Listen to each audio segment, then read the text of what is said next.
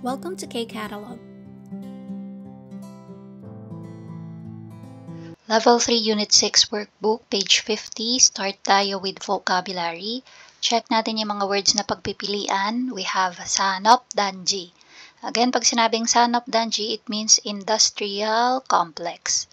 So, ano nga ulit yung industrial complex? Ito yung mga group of buildings kung saan ang focus nila is businesses, no?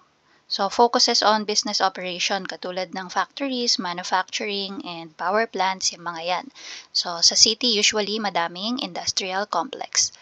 Munhashisol, cultural facilities. So, ano yung example ng cultural facilities? Movie theater, museums, malls, yan yung mga example niya, no? And then, binil house, so yung greenhouse. So, kapag greenhouse naman, ito helpful to sa mga farmers, no? Kasi ito, it's either made of layers of plastic, minsan naman glass. So, ito yung mga lugar kung saan pwede kang magtanim ng mga pananim na kahit hindi pa nila panahon, no? Kahit out of season, pwede silang tumubo or lumaki kasi you can regulate the temperature and humidity sa loob ng greenhouse. Yan. So, and then yung building soup, so it means building forest. So, isa sa mga karakteristik ng pagtira sa city ay para kang nasa building forest kasi kahit saan ka tumingin, puro buildings. Sige, try nating sagutin yung numbers 1 to 4. Number 1, 도심 속에 높은 건물들이 blank 을을 만들었다. Tall buildings in the city. Ayan, so tall buildings in the city. So again, yung mandelda, pwede siyang to make or to create. So ano ba yung usually na-form kapag maraming matataas na building? So pwedeng building soup, pwedeng sanop danji. So mag-ABC pala tayo para madali. Yan. So, pag hindi pa natin sure kung ano kay A or kay D, move muna tayo sa second item. So, tingnan natin yung number 2. Dokpune. Again, ibig sabihin yan, thanks to, no? Salamat sa, so kung saan man yung dapat pasalamatan or sino man yung dapat pasalamatan. Okay, so thanks to blank, tapos jebe. Jebe means to cultivate or yung noun form niya, cultivation. Yan. So, thanks to blank cultivation, we can eat various kinds of fruits regardless of the season. Okay, so again yung number 2, no? Kahit na anong season daw, pwede tayong makakain ng iba't ibang klase ng fruits and salamat sa kung ano man yung process or system na yon. So this one, number 2, ang sagot natin dyan is yung letter C, binil house. So again, si binil house or greenhouse, kahit hindi pa season nung itatanim mo, pwede silang lumaki kasi nga, isa sa mga characteristic ng greenhouse is you can regulate the temperature and humidity. Number 3, 우리 고향은 산업화가 되면서 옛날 모습은 사라지고 여러 공장과 함께 blank 이가 들어서기 시작했다. Sabi, dito sa lugar natin, simula nang naging industrialized siya, yung dati niyang itsura, so again, yenal is before or old. Mosup, appearance, no? Or yung itsura. So, yung dating itsura ay nawawala na and may mga factories, gongjang factories, and blank ang nag-start na mag-appear. So, ibig sabihin, pumasok na sa lugar nila, no? Yung mga factories and ano kaya yung ibang pwedeng pumasok sa isang lugar. Yan. So, pwede din si building soup dito sa number 3. Pwede din si sanop danji. Pwede din si munhwashisol. So, nakakalito yung number 3, no? Pwedeng letter A, B, D. So, wala pa tayong sagot sa number 1. Skip din muna natin yung number 3. So, dito tayo sa number 4 muna. So, mas maganda na sure, no? Kaysa mamali. So, number 4, 내가 살고 있는 곳은 주변에 blank 이가 없어서 영화관에 가는 것이 불편하다. Sabi niya, dito sa lugar na tinitirhan ko, sa paligid, walang blank, kaya it's inconvenient to go sa isang movie theater. Yan. So, ano yung wala sa lugar niya? Bakit inconvenient na magpunta sa movie theater? So, again, movie theater, isa siya sa klase ng cultural facilities. And with that, ang sagot natin sa number 4 ay letter B. So, dahil walang mga cultural facilities, kung gusto mong manood ng movie, pupunta ka pa sa malayo, no? Para makakita ka ng movie theater at manood ng movie doon. Again, letter B, munhwashisol. Meron siyang batchim na real, kaya yung E yung bibilugan natin. Okay, so nasagot na natin si letter B and si letter C. Cross out na natin yan. Tapos, natitira na lang is A and D. Now, balikan natin yung number 1. 도심 속의 높은 건물들이 을을 만들었다. Again, 높은 건물들, it means tall buildings, no? Kapag puro matataas na building ang nakikita mo sa paligid, para kang nasa building forest. So, yung sagot natin sa number 1 is letter D.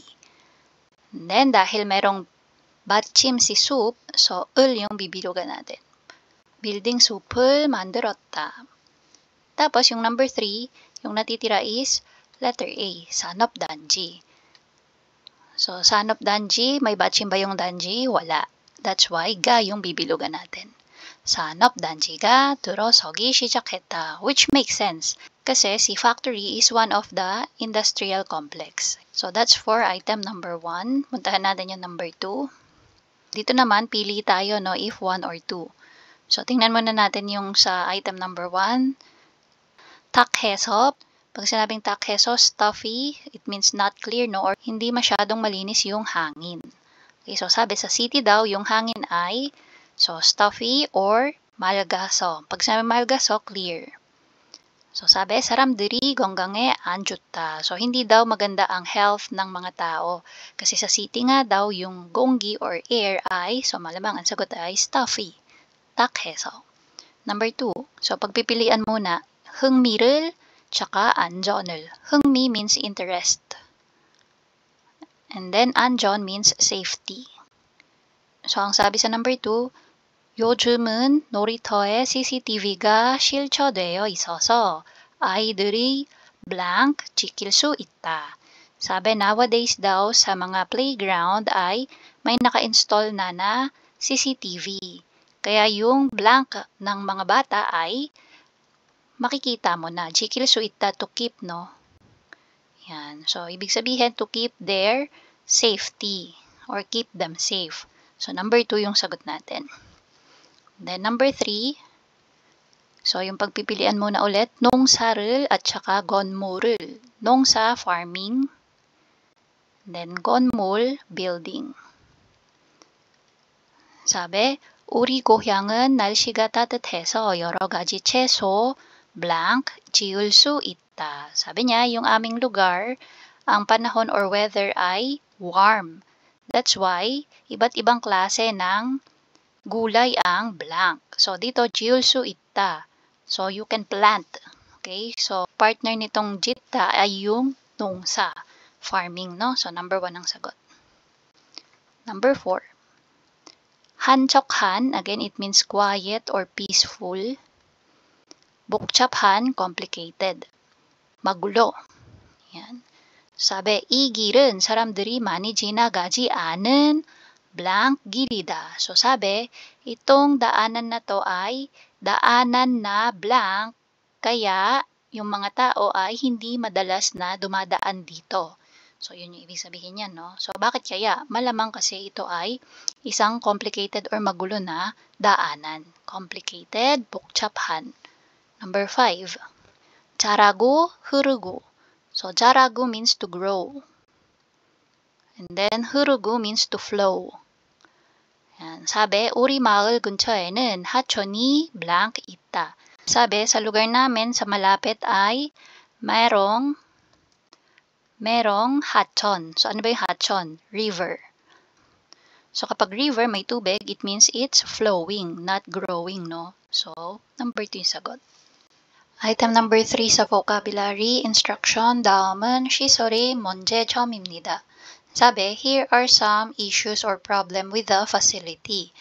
알맞은 시설은 연결하고 사람들이 뭐라고 했는지 쓰세요.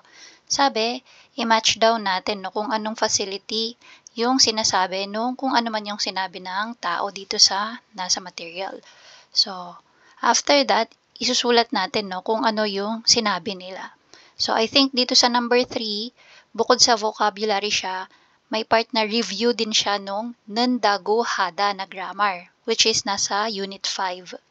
Okay, so si nendago hada, again, you use this grammar when you are relaying or conveying a message or something na narinig mo na sinabi ng iba. So, let's have a quick review. Kapag verb yung dudugtungan mo, you have to add nendago hada. Pero kapag adjective naman, basic form of the verb or adjective plus go hada na lang. So, usually kasi pag basic form, di ba, nag-end na siya sa da. And dapat, da go hada talaga kapag adjective. So, dahil nag-end na siya sa da, so go hada na lang ilalagay natin. So, again, pag yung sa or adjective, you add da go hada. So, basic form plus da go hada. Or, dahil nga yung basic form ay nakada na, so usually, go na lang yung i-add mo. So, mamaya makikita nyo yan pag sinulat na natin. And again, nun da go hada kapag dongsa or verb yung dudugtungan. Okay, so tingnan muna natin dito. Norito, playground. Sanchenglo, so again, ito yung trail, no? Yung path kung saan pwede ka maglakad or magbike. Yan, so usually nasa park yung mga yan. And then, Cheuk-sento, fitness center. So, dito tayo sa number 1 kay Guchon. Sabi niya, 아이들이 놀 수 있는 공간이 너무 적은 것 같아요. So, sabi niya, I think, yung pwedeng paglaruan na lugar ng mga bata ay sobrang kaunti. So, 적다, few. Ayan. So, sabi niya, sobrang konti yung mga lugar na pwedeng paglaruan ng mga bata. So, malamang ito ay 놀이터, playground. Next, number 2. Kaya Angela, sabi niya, 샤워를 하는 중간에 갑자기 차가운 물이 나와서 불편해요. So, sabi niya, sa kalagitnaan ng pag-shower, biglang malamig na tubig yung lumabas. So, it is inconvenient. So, usually, saan ka ba pwedeng mag-shower? Malamang sa fitness center. So, compared sa trail or Sanchenglo, dito ka sa fitness center pwedeng mag-shower, no? Kaysa dito sa labas, no? And then, dito naman kay number 3, Lahman, natitira is trail, Sanchenglo. Sabi niya, 몇몇 주민들이 목줄도 없이 반려견과 다녀서 불안해요. Sabi ni Raman, may mga ilan-ilan na residente kung saan they walk with their pets, no, yung mga alagang aso, without leash or walang tali. So, I feel anxious about it, sabi ni Rahman, no. So, kumbaga nakaka-bother kasi baka mamaya walang leash, biglang kagatin or habulin ka, no, habang naglalakad ka doon. So, ngayon, re-relay na natin kung ano yung sinabi ng mga characters dyan. Number 1, Guchon Shiga. So, saan siya nakadugtong? Norito. Sulat natin dito, Noritoe. Then, ano na yung sinabi niya? 아이들이 놀 수 있는 공간이 너무 적은 것. Pagdating kay 같아요. So, yung basic form niya is gatta. And this one is adjective. So, kapag adjective, as is lang, no? So, gatta. And then, instead na daguhada, dahil naka-end na siya with da, so go na lang yung i-add natin. Gattagu. Tapos yung hada niya, naging 했어요 na. Yan. Tapos number 2, Rahman 씨가 산책로에서. Saan yung sabi niya? 몇몇 주민들이 목줄도 없이 반려견과 다녀서 and then 불안해요. Yung 불안해요, basic form, 불안하다. So that is anxious and it's also an adjective. So magiging 불안하다 and then go. 불안하다고 했어요. Last, Angela Shi. So, yung kanya naman ay yung fitness center. 체육센터. Angela Shi가 체육센터에서 샤워를 하는 중간에 갑자기 차가운 물이 나와서 and then 불편해요. Basic form, 불편하다. And this is also an adjective. 형용사. So, as is lang. 불편 hada and then simply add go para maging 불편하다고 and then 했어요. Okay, so that's for item number 3. Then for number 4, so check natin yung instruction. 다음은 자신의 고향을 소개한 글입니다. So yung passage daw is about sa pag-introduce ng kanyang hometown. Yan, so tingnan natin yung pagpipilian, no. Lalagay natin sa blank yung tamang word. 자연 경관, again, this is natural scenery or view. 건축물, architecture or building. 평지, plain or kapatagan. So as you can see dito sa picture, no, kilalang kilala to. Ito yung Opera House sa Australia. So basahin natin yung passage. 저는 호주 시드니에서 왔습니다. 사비 niya, I came from Sydney, Australia. 시드니에는 호주를 대표하는 blank 중 하나인 오페라 하우스도 있고 호주에서 제일 높은 시드니 타워도 있어 볼거리와 즐길 거리가 많습니다. 사bi niya, so yung Sydney, Australia represents one of the blank. So ano yung blank na yon? And ito nga daw is yung Opera House and meron ding highest tower. 제일 높은. So highest tower. So there's also the highest tower in Sydney, Australia. That's why there's a lot to see and enjoy. So 볼거리, ibig sabihin mga makikita mo, no? And then 즐길거리, mga ma-enjoy mo. Okay, so ano yung number 1 natin? So since it's talking about yung Opera House and yung tallest tower, so ito yung mga klase ng architecture. So 건축물. So A, B, C, D na lang ulit para madali. So dito letter B. Number 2. 호주는 대부분의 땅이 blank이지만 or 지만 서쪽 지방으로 가면 높은 산이 이어져 있어서 아름다운 blank도 즐길 수 있습니다.